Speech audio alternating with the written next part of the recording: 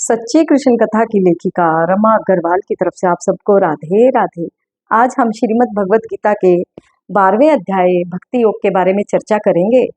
भक्ति योग में साकार भक्ति और निराकार भक्ति के बारे में बताया गया है और शुद्ध भक्त के लक्षण क्या होते हैं वह भी इस 12वें अध्याय में बताया गया है।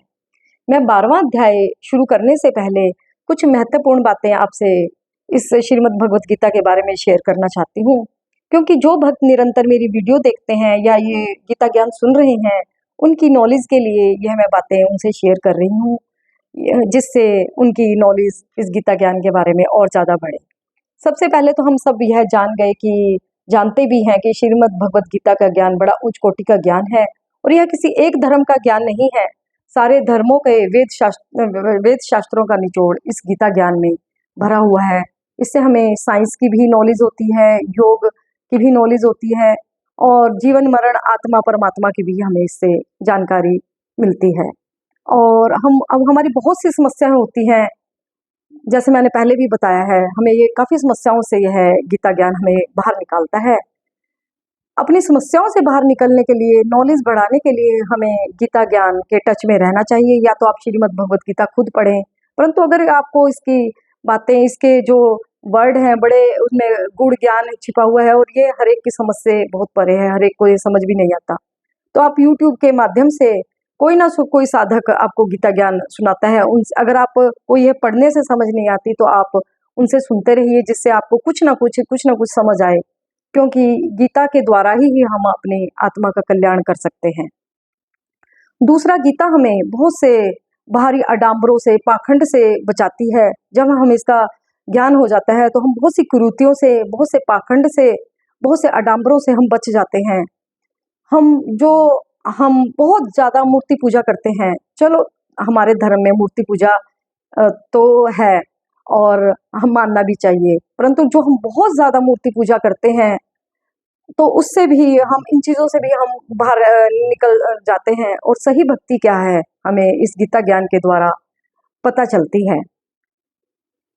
इसमें जो ये श्रीमद् भगवत गीता का जो ये 12वां अध्याय है, इसमें अर्जुन ने श्री कृष्ण भगवान से एक क्वेश्चन पूछा। उसने श्री कृष्ण भगवान को, अर्जुन ने कहा, भगवान आपने मुझे यहाँ तक आते आते 2 प्रकार के भक्ति के बारे में बताया है, एक साकार भक्ति, एक निराकार भक्ति।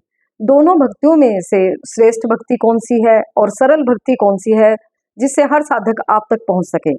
श्री कृष्ण भगवान ने कहा, साकार भक्ति और निराकार भक्ति करने वालों का परम लक्ष्य मैं ही हूँ और वे दोनों अपने भक्ति के द्वारा मुझ तक ही पहुँचने का प्रयास करते हैं।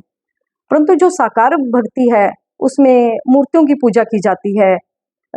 भक्त लोग मंदिरों में जाते हैं, झाड़ू लगाते हैं, मेरे नाम का कीर्तन करते हैं, कई बार बाजार से मेरे लिए कोई चीज़ें भी लेके आते हैं और मेरे लिए प्रसाद भी बनाते हैं, तो वह मेरी ही पूजा है। वह अपनी सेवाओं द्वारा मुझे ही प्रसन्न करते हैं।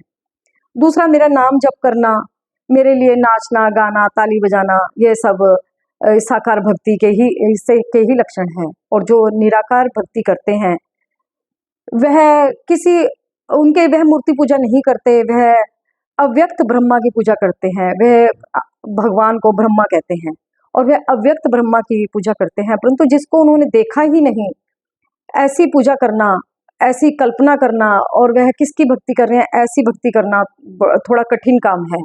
और ऐसी भक्ति करने के लिए अपनी सारी मन, बुद्धि, इंद्रियों, सुनने की शक्ति, देखने की शक्ति, स्वाद लेने की जो हमारी इंद्रियां हैं, उन सबको कंट्रोल करना होता है। उन सबको कंट्रोल करके अपनी मन और बुद्धि को स्थिर रख के अपने हृदय में परमात्मा के दर्शन करने होते हैं।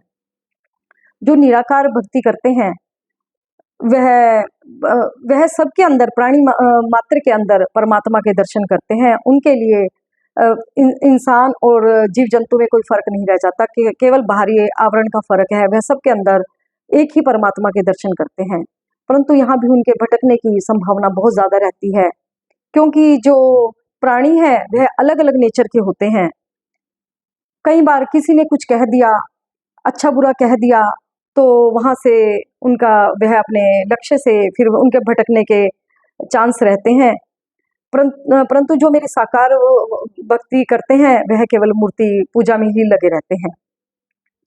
परंतु मेरी जो सही भक्ति है वह केवल पूजा पाठ नहीं है कि मैं कहीं ये नहीं कहता कि सारा दिन पूजा पाठ करो। जो मेरे लिए ये सेवाएं नहीं कर सकते, मंदिर में झाड़ू लगाना, प्रसाद बनाना, तो मैंने उनके लिए कर्म योग भक्ति कही है कि आप अपने जो भी कर्म करो मुझे समर्पित करते चलो। अगर आप अपने कर्मों को भी नहीं वो कर सकते तो ध्यान के द्वारा मेरी भक्ति करो। अगर ध्यान भी नहीं मेरा कर सकते तो मन में केवल शांति बनाए रखो, धैर्य बनाए रखो, इससे भी मेरी भक्ति हो जाती है। परंतु और वैसे मैं यहाँ पर यही कहता हूँ कि तुम्हें बहुत ज़्यादा कोई पूजा पाठ करने की ज़रूरत नहीं है। केवल जो भी तुम कर्म करो, मैंने आसानी के भक्तों के लिए, साधकों के लिए ये सरल उपाय बनाए हैं कि जो भी तुम अपने कर्म करो, उस कर्म में केवल मेरा ध्यान करो और उसके कर्म फल की आशा ना रखो, सारी आसक्तियों को त्याग दो और कर्म फल सब मुझे समर्पित कर दो, यह भी तुम्हारी भक्ति बन जाएगी। फिर भगवान यहाँ पर शुद्ध भक्त के लक्षण बताते हैं। भगवान यहाँ पर कहते हैं कि बहुत ज़्यादा पूजा पाठ करने वाला, मंदिरों में जाने वाला, घंटियाँ बजाने वाला ही कोई बहुत ज़्यादा शुद्ध भक्त नहीं होता, सच्चा भक्त नहीं होता। जो सच्चा भक्त होता है वह बड़ा दयालु होता है, उसके अंदर करुणा होती है, सबसे मैत्री भाव रखता है, वह दुख सुख को एक समान समझता है, वह मान अपमान में भी ज़्यादा विचलित नहीं होता, वह अपनी तरफ से किसी का दिल नहीं दुखाता, वह सबसे मैत्री भाव रखता है, वह बड़ा सहनशील होता है, संतोषी होता है। जिसमें इस तरह के लक्षण हो और वह भगवान को अपने हृदय में याद रखता है और दूसरों का दुख देख के बड़ा जल्दी उसके मन में करुणा जाग जाती है, ऐसा भक्त मुझे बहुत प्रिय है। उसका हर कर्म मुझे ही अर्पण है और ऐसे भक्त को अपनी आजीविका के लिए ज़्यादा चिंता करने की ज़रूरत नहीं है, क्योंकि ऐसे भक्त की जीवन यापन की जिम्मेवारी मैं अपने ऊपर ही ले लेता हूँ और मुझे पाने का, मुझ तक पहुँचने का सबसे जो सरल और सुगम साधन है वह भक्ति ही है। जो साकार रूप से भक्ति करते हैं वह हरे कृष्ण महामंत्रों का जाप करते हैं या उनके गुरु द्वारा जो मंत्र दिए गए हैं उनका जाप करते हैं और अंतिम समय में वह मेरे नाम जप के द्वारा अगर प्राण त्यागते समय वह मेरे नाम का ध्यान करें, मेरे रूप का ध्यान करें तो वह, या मेरे धाम का ध्यान करें तो वह सीधा मेरे ही धाम में जाते हैं। और जो निराकार लोग होते हैं उनका भी परम लक्ष्य मुझ तक ही पहुंचना रहता है, परंतु उन्हें निराकार जो भक्ति करने वाले लोग हैं उनके लिए थोड़ा सा मार्ग भक्ति का कठिन है, क्योंकि उनको अपनी सारी इंद्रियां कंट्रोल करनी पड़ती हैं और अंतिम समय में उनको सारी इंद्रियों को कंट्रोल करके मन और बुद्धि को स्थिर करके अपनी आत्मा के अंदर अपने आत्मा के अंदर परमात्मा के दर्शन करने होते हैं, एक ब्रह्म ज्योति के दर्शन करने होते हैं, फिर वह मरते समय उसी ब्रह्म ज्योति में लीन हो जाते हैं।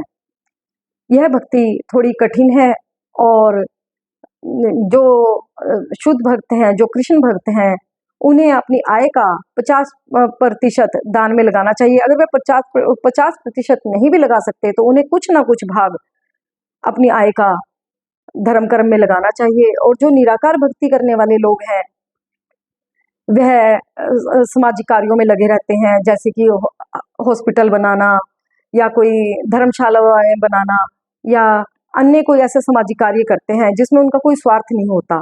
उनकी यह सेवाएं भी मुझे ही समर्पित हैं, परंतु उनके कई बार इस चीज़ में गिरने की संभावना भी बनी रहती है। कई बार उनमें घमंड का भाव आ जाता है तो उनकी गिरने की संभावना भी बनी रहती है।